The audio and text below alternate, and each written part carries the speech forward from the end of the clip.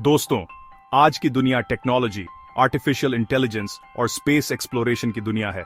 हम मानते हैं कि हम इंसानियत के सबसे एडवांस्ड दौर में जी रहे हैं।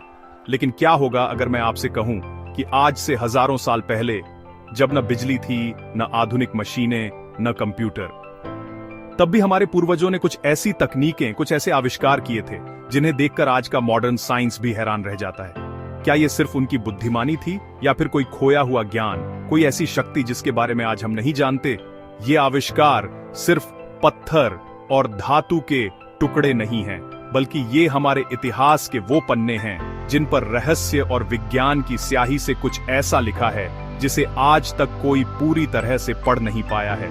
आज की इस रहस्य, इतिहास और विज्ञान से भरी सिनेमैटिक डॉक्यूमेंट्री में मैं आपको समय में पीछे ले जाऊंगा। हम साथ मिलकर प्राचीन काल के 10 सबसे रहस्यमयी आविष्कारों की दुनिया में उतरेंगे। ऐसे आविष्कार जो अपने समय से सैकड़ों नहीं बल्कि हजारों साल आगे थे।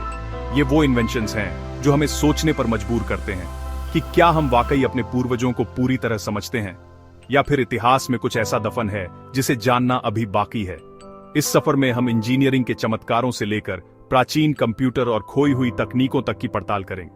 तो अपनी कुर्सी की पेटी बांध लीजिए, क्योंकि यह सफर आपके होश उड़ा देगा। दोस्तों, वीडियो शुरू करने से पहले एक छोटी सी रिक्वेस्ट। अगर आपने अभी तक हमारे इस चैनल नटी फैक्ट्स को सब्सक्राइब नहीं किया है तो प्लीज जरूर सब्सक्राइब कर लें। आपका एक सब्सक्राइब हमारे लिए सिर्फ एक नंबर नहीं बल्कि एक बहुत बड़ा मोटिवेशन है। यह हमें हिम्मत देता है कि हम आपके लिए ऐसी ही गहरी, रहस्यमयी और ज्ञान से भरी वीडियोस बनाते रहें। आपकी वजह से ही हम यहां हैं और आपके सपोर्ट से ही हम आगे बढ़ेंगे। तो चलिए अब बिना किसी देरी के इस अद्भुत और रहस्यमयी यात्रा को शुरू करते हैं। दोस्तों, हमारी लिस्ट का पहला आविष्कार हमें ले चलता है आज से लगभग 2000 साल पहले प्राचीन चीन में। उस समय हान राजवंश का शासन था और एक महान आविष्कारक, खगोल शास्त्री और गणितज्ञ थे जिनका नाम था जांग हेंग। उन्होंने एक ऐसा यंत्र बनाया जो आज के सबसे आधुनिक सीस्मोलॉजिस्ट्स को भी सोचने पर मजबूर कर देता है। यह था दुनिया का पहला सिस्मोस्कोप। कल्पना कीजिए, एक ऐसी डिवाइस जो बिना किसी सेंसर, बिना बिजली, बिना सैटेलाइट के सैकड़ों किलोमीटर दूर आए भूकंप का न सिर्फ पता लगा लेती थी बल्कि यह भी बता देती थी कि भूकंप किस दिशा से आया है। यह किसी जादू से कम नहीं लगता, है ना? इस यंत्र का डिजाइन भी उतना ही रहस्यमयी था। एक बड़े कांस्य के बर्तन जैसा, जिसके चारों तरफ 8 ड्रैगन बने थे और हर ड्रैगन के मुंह में एक छोटी गेंद थी। जब भी कहीं भूकंप आता तो उस दिशा वाले ड्रैगन का मुंह अपने आप खुल जाता और गेंद नीचे बैठे एक मेंढक के मुंह में गिर जाती, जिससे एक आवाज होती। यह आवाज महल में बैठे राजा को चेतावनी देती थी कि फलां दिशा में भूकंप आया है और वहां मदद भेजने की जरूरत है। सबसे हैरान करने वाली बात यह है कि कई बार इस यंत्र ने ऐसे भूकंपों का भी पता लगाया जिन्हें राजधानी में किसी ने महसूस तक नहीं किया था। रिकॉर्ड्स बताते हैं कि यह डिवाइस अविश्वसनीय रूप से सटीक थी। आज भी वैज्ञानिक इसके पीछे के सटीक मैकेनिज्म को पूरी तरह से डिकोड नहीं कर पाए हैं। क्या इसके अंदर कोई पेंडुलम सिस्टम था या कोई और जटिल भौतिकी का सिद्धांत? ये एक ऐसा रहस्य है जो 2000 साल बाद भी चीन की महान दीवार की तरह अडिग खड़ा है। अब हम चीन से चलते हैं प्राचीन ग्रीस की धरती पर, जहां एक ऐसा जीनियस रहता था जिसका नाम आज भी विज्ञान की किताबों में सुनहरे अक्षरों में लिखा है, आर्किमिडीज। उन्होंने एक ऐसा सरल लेकिन क्रांतिकारी आविष्कार किया जो आज भी दुनिया भर में इस्तेमाल होता है। यह है आर्किमिडीज स्क्रू। कल्पना कीजिए, आपको नदी या झील से पानी निकालकर अपने खेतों तक पहुंचाना है, लेकिन आपके पास कोई मोटर या पंप नहीं है। आप क्या करेंगे? आर्किमिडीज ने इसी समस्या का एक शानदार समाधान निकाला। उन्होंने एक खोखले सिलेंडर के अंदर एक स्क्रू जैसी घुमावदार ब्लेड वाली रॉड फिट की। जब इस सिलेंडर के निचले हिस्से को पानी में रखकर हैंडल से घुमाया जाता तो पानी गुरुत्वाकर्षण को मात देते हुए स्क्रू के घुमाव के साथ साथ ऊपर चढ़ने लगता। यह डिजाइन इतना प्रभावशाली और कुशल था कि इसे media group, ancient farmers irrigating fields with Archimedes screw, old irrigation techniques using screw pump, Greek countryside with ancient irrigation आई स्टॉकर डिस्ट्रीब्यूटर्स इक्वली, सिंचाई के लिए, खानों से पानी निकालने के लिए और यहां तक कि जहाजों से पानी बाहर निकालने के लिए भी इस्तेमाल किया जाने लगा। ये आविष्कार इस बात का बेहतरीन उदाहरण है कि कैसे भौतिकी के सरल सिद्धांतों का उपयोग करके बड़ी बड़ी समस्याओं को हल किया जा सकता है। आज भी 2000 साल से ज्यादा समय के बाद आधुनिक स्क्रू पंप और कन्वेयर बेल्ट इसी सिद्धांत पर काम करते हैं। आर्किमिडीज ने हमें सिखाया कि सबसे बड़ी टेक्नोलॉजी हमेशा सबसे जटिल नहीं होती। कभी कभी सबसे शानदार समाधान हमारी आंखों के ठीक सामने प्रकृति के नियमों में ही छिपा होता है। ये आविष्कार सिर्फ एक मशीन नहीं, बल्कि इंसानी दिमाग की सरलता और प्रभावशीलता का एक अमर प्रतीक है। दोस्तों, अब हम समय और महाद्वीप दोनों को पार करते हुए पहुंचते हैं प्राचीन मेसोअमेरिका यानी आज के मेक्सिको में। यहां लगभग 3000 साल पहले एक रहस्यमयी सभ्यता बसती थी जिसे हम ओलमेक सभ्यता के नाम से जानते हैं। इस सभ्यता ने अपने पीछे एक ऐसा रहस्य छोड़ा है जो आज भी आर्कियोलॉजिस्ट और इंजीनियर्स के लिए एक पहेली बना हुआ है। विशालकाय पत्थर के सिर, जिन्हें ओलमेक हेड्स कहा जाता है, ये कोई छोटे मोटे सिर नहीं है। इनमें से कुछ 11 फीट तक ऊंचे हैं और उनका वजन 50 टन तक है, जो लगभग 8 हाथियों के वजन के बराबर है। हर सिर का चेहरा अलग है, भाव अलग हैं, और माना जाता है कि ये उनके शक्तिशाली शासकों के चित्र थे। लेकिन असली रहस्य इनके निर्माण में छिपा है। ये सिर बेसाल्ट नाम के ज्वालामुखीय पत्थर से बने हैं, जो बहुत कठोर होता है। और सबसे हैरान करने वाली बात यह है कि जिस जगह ये सिर मिले हैं, वहां से बेसाल्ट की खदानें 150 किलोमीटर से भी ज्यादा दूर हैं। तो पहला सवाल, ओलमेक लोगों ने 50-50 टन के इन पत्थरों को बिना पहिए और बिना किसी पालतू जानवर की मदद के इतनी दूर कैसे पहुंचाया? और दूसरा, उससे भी बड़ा सवाल, उस जमाने में जब उनके पास धातु के कठोर औजार नहीं थे, तब उन्होंने इतने कठोर पत्थर को इतनी सटीकता और बारीकी से कैसे तराशा? इन चेहरों पर जो भाव हैं, जो डिटेल्स हैं, उन्हें बनाना आज भी मुश्किल काम है। ये सिर आज भी चुपचाप खड़े हमें देख रहे हैं, जैसे कह रहे हों, हमारा रहस्य तुम कभी नहीं जान पाओगे।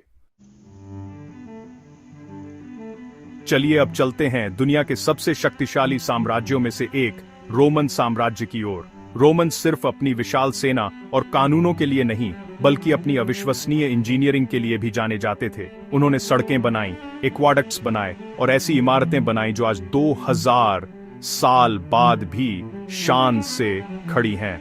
इसका राज क्या है? इसका राज छिपा है उनके बनाए कंक्रीट में, एक ऐसा चमत्कारी मटेरियल जो आज के मॉडर्न कंक्रीट से कहीं ज्यादा टिकाऊ और मजबूत था। रोम का पैंथियन, जिसका गुंबद आज भी दुनिया का सबसे बड़ा गैर प्रबलित कंक्रीट का गुंबद है, इसी का एक जीता जागता सबूत है। हाल ही में वैज्ञानिकों ने रोमन कंक्रीट के रहस्य को थोड़ा बहुत सुलझाया है। उन्होंने पाया कि रोमन लोग अपने मिश्रण में ज्वालामुखीय राख और चूने का इस्तेमाल करते थे। जब यह कंक्रीट समुद्री पानी के संपर्क में आता था तो एक केमिकल रिएक्शन होता था, जिससे एक बहुत ही दुर्लभ और स्थिर क्रिस्टल एल्यूमिनस टोबरमोराइट बनता था। यह क्रिस्टल दरारों को भर देता था, जिससे कंक्रीट समय के साथ कमजोर होने के बजाय और भी ज्यादा मजबूत हो जाता था। यानी यह कंक्रीट सेल्फ हीलिंग था। यह तकनीक इतनी एडवांस थी कि हम आज भी इसे पूरी तरह से दोहरा नहीं पाए हैं। सोचिए, एक ऐसी तकनीक जो पर्यावरण के अनुकूल भी थी और हजारों साल तक टिकी रही। रोमन साम्राज्य तो खत्म हो गया, लेकिन उनका यह आविष्कार आज भी हमें इंजीनियरिंग और सस्टेनेबिलिटी का पाठ पढ़ा रहा है। दोस्तों, अब मैं आपको भारत के एक ऐसे चमत्कार के बारे में बताने जा रहा हूं जिसे देखकर सिर्फ दिमाग ही नहीं, आत्मा भी कांप उठती है। महाराष्ट्र के औरंगाबाद के पास एलोरा की गुफाओं में स्थित है कैलाश मंदिर। ये कोई ईंट पत्थर जोड़कर बनाया गया मंदिर नहीं है। ये एक ही विशालकाय पहाड़ को, एक ही चट्टान को ऊपर से नीचे की ओर तराश कर बनाया गया है। कल्पना कीजिए, किसी मूर्तिकार ने हथौड़ी और छेनी ली और एक पूरे के पूरे पहाड़ को ही एक भव्य बहुमंजिला मंदिर में बदल दिया। ये इंजीनियरिंग और कला का ऐसा संगम है जिसकी कोई मिसाल नहीं है। आर्कियोलॉजिस्ट का अनुमान है कि इसे बनाने के लिए लगभग 4 लाख टन पत्थर को चट्टान से हटाया गया था। और सबसे अविश्वसनीय बात क्या है, जानते हैं? इस पूरे महानिर्माण को पूरा करने में सिर्फ 18 साल लगे। आज की आधुनिक मशीनों, क्रेन और डायनामाइट के साथ भी ऐसा कुछ करना लगभग असंभव लगता है। उस जमाने में सिर्फ छेनी और हथौड़ी के दम पर, बिना किसी गलती के, इतनी सटीकता से ये कैसे किया गया? इसकी प्लानिंग कैसे हुई होगी? वो 4 लाख टन मलबा कहां गया? और सबसे बड़ा सवाल, वो कौन सी तकनीक थी? वो कौन सा अटूट विश्वास था जिसने इंसानों को ये अकल्पनीय काम करने की शक्ति दी?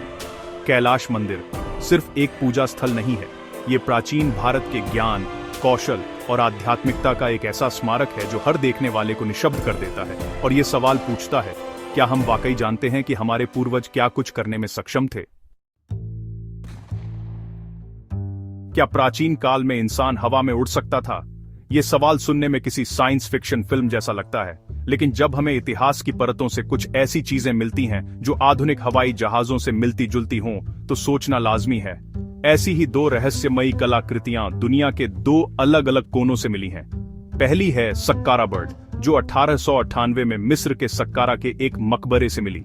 ये लकड़ी का बना एक छोटा सा ऑब्जेक्ट है जो लगभग 2200 साल पुराना है।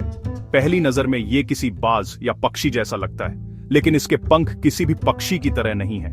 ये सीधे हैं, एरोडायनामिक हैं और इसकी पूंछ एक मॉडर्न एयरप्लेन के रडर जैसी है। दूसरी तरफ दक्षिण अमेरिका के कोलंबिया में 1000 साल पुरानी क्विम्बाया सभ्यता की छोटी छोटी सोने की कलाकृतियां मिली हैं, जिन्हें क्विम्बाया एयरप्लेन्स कहा जाता है। ये भी पहली नजर में कीड़े या जानवर लगते हैं, लेकिन इनके डिजाइन में डेल्टा विंग्स, एक स्थिर पूंछ और एक फ्यूजलेज साफ साफ दिखाई देता है, जो किसी जेट फाइटर प्लेन से मिलता जुलता है। कई सालों तक इन्हें सिर्फ जेवर मानकर नजरअंदाज किया गया, लेकिन जब एरोनॉटिकल इंजीनियर्स ने इनके बड़े मॉडल बनाकर विंड टनल में टेस्ट किए तो परिणाम चौंकाने वाले थे। ये ऑब्जेक्ट्स पूरी तरह से एरोडायनामिक थे और उड़ने में सक्षम थे। तो क्या ये सिर्फ कलाकारी थी, या हमारे पूर्वजों ने उड़ान के सिद्धांतों को हमसे हजारों साल पहले ही समझ लिया था? ये एक ऐसा सवाल है जिसका जवाब इतिहास की गहराइयों में कहीं खो गया है। अब हम एक ऐसे आविष्कार की बात करेंगे जिसे आप जानते ही हैं, इतिहास का सबसे रहस्यमयी ऑब्जेक्ट भी कहा जाता है। जरा कल्पना कीजिए, 2000 साल पुराना एक ऐसा डिवाइस जो एक एनालॉग कंप्यूटर की तरह काम करता हो। साल 1901 में ग्रीस के एंटीकाइथेरा द्वीप के पास गोताखोरों को एक पुराने जहाज का मलबा मिला। उसी मलबे से निकला कांसे का एक टुकड़ा जो पूरी तरह से खराब हो चुका था। कई दशकों तक कोई समझ ही नहीं पाया कि ये आखिर है क्या, लेकिन जब 20वीं सदी के अंत में एक्सरे और एडवांस्ड स्कैनिंग तकनीक का इस्तेमाल किया गया, तो जो सच सामने आया उसने पूरी दुनिया के इतिहासकारों और वैज्ञानिकों को सचमुच हिलाकर रख दिया। ये कोई साधारण वस्तु नहीं थी, बल्कि एक अविश्वसनीय रूप से जटिल मशीन थी जिसे एंटीकाइथेरा मैकेनिज्म नाम दिया गया। इसके अंदर 30 से भी ज्यादा हाथ से बने गियर्स का एक जटिल सिस्टम था जो किसी स्विस घड़ी की तरह काम करता था। इस डिवाइस का इस्तेमाल खगोलीय गणनाओं के लिए होता था। यह सूर्य, चंद्रमा और उस समय ज्ञात 5 ग्रहों की स्थिति बता सकता था। चंद्र ग्रहण और सूर्य ग्रहण की भविष्यवाणी कर सकता था और यहां तक कि ओलंपिक खेलों के 4 साल के साइकिल को भी ट्रैक कर सकता था। इसकी जटिलता और इंजीनियरिंग का स्तर अगले 1000 सालों तक दोबारा देखने को नहीं मिला।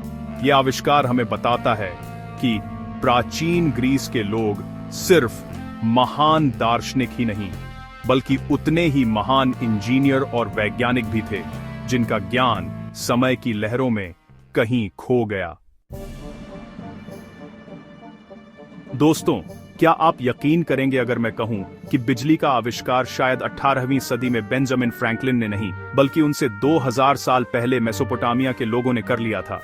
ये सुनने में अविश्वसनीय लगता है, लेकिन इसका सबूत हमें 1930 के दशक में बगदाद, इराक के पास खुदाई में मिला। वहां मिट्टी का एक छोटा सा बर्तन मिला, लगभग 5 इंच लंबा। इस बर्तन के अंदर एक कॉपर का सिलेंडर था और उस सिलेंडर के अंदर एक लोहे की रॉड। बर्तन का मुंह डामर से सील किया हुआ था। इसे बगदाद बैटरी का नाम दिया गया। जब वैज्ञानिकों ने इसकी प्रतिकृति बनाकर उसमें सिरका या अंगूर के रस जैसा कोई एसिडिक लिक्विड डाला, तो उन्होंने पाया कि यह लगभग 1.5 से 2 वोल्ट बिजली पैदा कर सकता है। ये खोज एक बहुत बड़ा सवाल खड़ा करती है। प्राचीन लोग इस बिजली का करते क्या थे? देखिए, कुछ थ्योरीज कहती हैं कि इसका इस्तेमाल इलेक्ट्रोप्लेटिंग यानी सोने या चांदी की पतली परत चढ़ाने के लिए किया जाता था, जैसा कि कुछ प्राचीन कलाकृतियों पर देखने को मिलता है। कुछ का मानना है कि इसका उपयोग किसी धार्मिक अनुष्ठान में लोगों को हल्का सा बिजली का झटका देकर चमत्कार का एहसास कराने के लिए होता था, या फिर क्या इसका इस्तेमाल किसी ऐसी चिकित्सा पद्धति में होता था जिसके बारे में हम नहीं जानते। सच जो भी हो, बगदाद बैटरी इस बात का एक ठोस संकेत है कि हमारे पूर्वजों का ज्ञान हमारी सोच से कहीं ज्यादा गहरा और रहस्यमयी था। ये एक छोटा सा बर्तन इतिहास की एक बहुत बड़ी पहेली है। अब हम चलते हैं दक्षिण अमेरिका के बोलीविया के ऊंचे पहाड़ों पर, एक ऐसी जगह जहां के पत्थर आज भी मॉडर्न इंजीनियर्स को चुनौती देते हैं। इस जगह का नाम है प्यूमा पंकू। यह एक प्राचीन मंदिर परिसर का हिस्सा है, लेकिन यहाँ की सबसे हैरान करने वाली चीज है इसके एच आकार के विशालकाय पत्थर के ब्लॉक्स। ये पत्थर ग्रेनाइट और डायोराइट के बने हैं, जो दुनिया के सबसे कठोर पत्थरों में से हैं। लेकिन इनकी कठोरता रहस्य नहीं है, रहस्य है इनकी कटाई और फिनिशिंग में। इन पत्थरों को इतनी अविश्वसनीय सटीकता से काटा गया है कि उनकी सतह शीशे की तरह चिकनी है और उनके कोने एकदम 90 डिग्री के हैं। और सबसे बड़ी पहेली है इनका इंटरलॉकिंग डिजाइन। पत्थरों को इस तरह से काटा गया है कि वे एक दूसरे में लेगो ब्लॉक्स की तरह फिट हो जाते हैं। इन जोड़ों के बीच आप एक कागज तो क्या एक ब्लेड भी नहीं डाल सकते। आज भी ऐसी परफेक्ट कटाई के लिए लेजर या डायमंड टिप्ड मशीनों की जरूरत पड़ती है। तो सवाल यह है कि आज से 1500 साल से भी पहले बिना किसी उन्नत तकनीक के टियावानाकू सभ्यता के लोगों ने यह कैसे किया।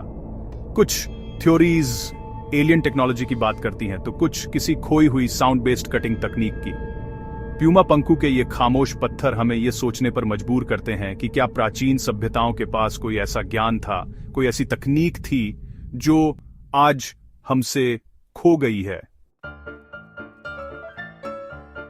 दोस्तों, हमारी इस यात्रा के आखिरी पड़ाव पर हम वापस भारत की धरती पर आते हैं और समय में लगभग 5000 साल पीछे चलते हैं। सिंधु घाटी सभ्यता में हड़प्पा और मोहनजोदड़ो जैसे शहर उस समय दुनिया के सबसे बड़े और सबसे सुनियोजित शहर थे।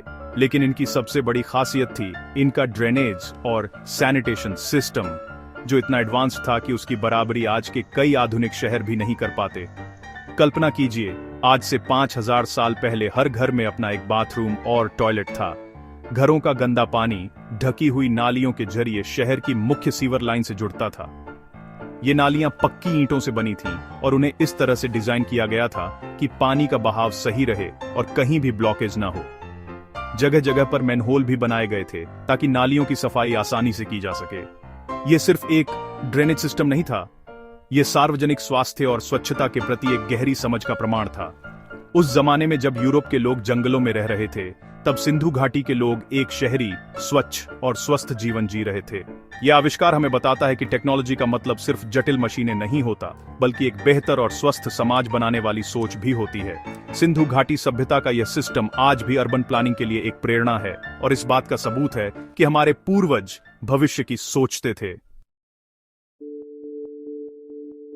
तो दोस्तों, यह थी हमारी यात्रा प्राचीन दुनिया के कुछ सबसे अविश्वसनीय और रहस्यमयी आविष्कारों की। दी चाइनीज सिस्मोस्कोप की सटीकता से लेकर कैलाश मंदिर के अकल्पनीय निर्माण तक, हर आविष्कार आपको इतिहास के उस दौर में ले गया जहां बुद्धि, विज्ञान और रहस्य एक साथ चलते थे। हमने देखा कि कैसे रोमन कंक्रीट खुद को ठीक कर लेता था और कैसे एंटी-काइथेरा मैकेनिज्म ग्रहों की चाल की गणना करता था। ये कहानियां हमें बताती हैं कि हमारे पूर्वजों की दुनिया सिर्फ मिथकों और किंवदंतियों की दुनिया नहीं थी, बल्कि वो इनोवेशन और इंजीनियरिंग की भी दुनिया थी, जिसके कई राज आज भी समय की गहराइयों में दफन हैं। ये सिर्फ आविष्कार नहीं, ये इस बात का सबूत है कि प्राचीन इंसान जितना हम समझते हैं उससे कहीं ज्यादा एडवांस्ड, कहीं ज्यादा बुद्धिमान था। ये आविष्कार हमें विनम्र बनाते हैं, ये हमें याद दिलाते हैं कि ज्ञान किसी एक युग की बपौती नहीं है। शायद इतिहास एक सीधी रेखा में आगे नहीं बढ़ता, बल्कि यह उतार चढ़ाव का एक चक्र है जहां ज्ञान पाया भी जाता है और खोया भी जाता है। हमें इन रहस्यों पर और रिसर्च करने की जरूरत है, क्योंकि शायद इन्हीं में हमारे भविष्य की किसी बड़ी समस्या का समाधान छिपा हो। आपकी इन आविष्कारों के बारे में क्या राय है? आपको कौन सा आविष्कार सबसे ज्यादा रहस्यमयी लगा? नीचे कमेंट्स में जरूर बताइए। वीडियो के अंत में, जैसा कि वादा किया था, मैं अपनी कॉम्पिटिटर की स्क्रिप्ट भी दूंगा, ताकि आप उसे समझकर बता सकें कि मेरी वीडियो को उससे भी ज्यादा एंगेजिंग, पावरफुल और सिनेमैटिक कैसे बनाया जा सकता है। आपका फीडबैक मेरे लिए बहुत कीमती है। अगर आपको यह वीडियो पसंद आई हो तो इसे लाइक करना न भूलें। अपने दोस्तों और परिवार के साथ शेयर करें जिन्हें इतिहास और रहस्य में दिलचस्पी है। और अगर आप चैनल पर नए हैं तो नटी फैक्ट्स को सब्सक्राइब जरूर करें, ताकि आप हमारी आने वाली कोई भी रोमांचक वीडियो मिस न करें। मैं आपसे मिलूंगा अगली वीडियो में एक नए रहस्य, एक नई कहानी के साथ। तब तक के लिए सीखते रहिए, सोचते रहिए। जय हिंद।